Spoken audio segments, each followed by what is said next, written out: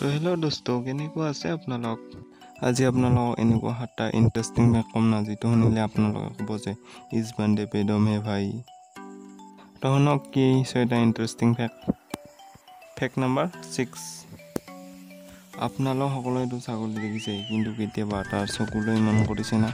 যদি কৰা নাই এবাৰ কৰি চাওকচোন কি দেখে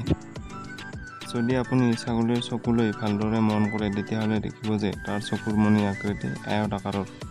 সাধাৰণতে মানুহকে ধৰি সকলো জীৱৰ চকুৰ মণিৰ আকাৰ বৃত্তাকাৰ হয় কিন্তু ছাগলী এই পৃথিৱীখনৰ এনেকুৱা এটা একমাত্ৰ জীৱ যাৰ চকুৰ মণিৰ আকাৰ বৃত্তাকাৰ নহয় আয়ত আকাৰৰ হয় যদি ফেক্ট শুনি ভাল লাগিল এটা লাইক মাৰি দিয়া ফেক্ট নম্বৰ 5 আমাৰ এই সমাজখনত এইটো কথা আগৰে পৰাই চলি আহিছে যে ইমোচনৰ মামলাত ল'ৰাতকৈ ছোৱালীৰ ইমোচন বেছি কিন্তু সাইকোলজি আৰু সায়েন্সে এইটো কয় যে ল'ৰা আৰু ছোৱালী দুয়োটা সমান ইমোচনেল হয় কিন্তু ছোৱালীবোৰে এই ইমোচনবিলাক অপেনলি দেখুৱায় আৰু ল'ৰাবোৰে নিজৰ ভিতৰতে লুকুৱাই ৰাখে সেয়েহে আমাৰ সমাজখনত এইটো চলি আহিছে যে ছোৱালীবিলাক বেছি ইমোচনেল হয় আৰু ল'ৰাবোৰ কঠোৰ হয় সেয়েহে মালৈ আমাৰ বেছি ভয় নালাগে কিন্তু দেউতালৈ বহুত ভয় লাগে তহঁতে কালৈ বেছি ভয় কৰা মালৈ নে দেউতালৈ কমেণ্ট কৰি জনাবা ফেক্ট নম্বৰ 4 আপোনালোকে জানে এই পৃথিৱীখনৰ সকলোতকৈ ডেঞ্জাৰ ৰাস্তা কোনটো এইটো হ'ল ফ্ৰান্সৰ পেছাজ ডগুইছ যিটো ৰাস্তা দিনটোৰ আধা সময় পানীৰ তলত থাকে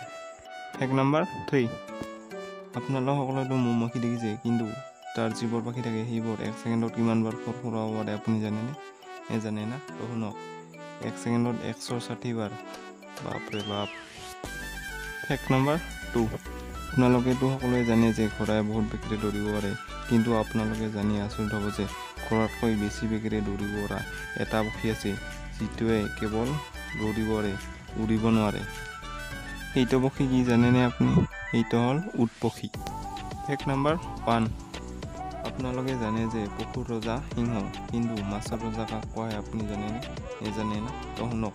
চাৰ্ক মাছক মাছৰ ৰজা বুলি কোৱা যদি ভিডিঅ'টো চাই ভাল পালে লাইক শ্বেয়াৰ আৰু ছাবস্ক্ৰাইব কৰি দিব টাটা বাই বাই জয় আই অসম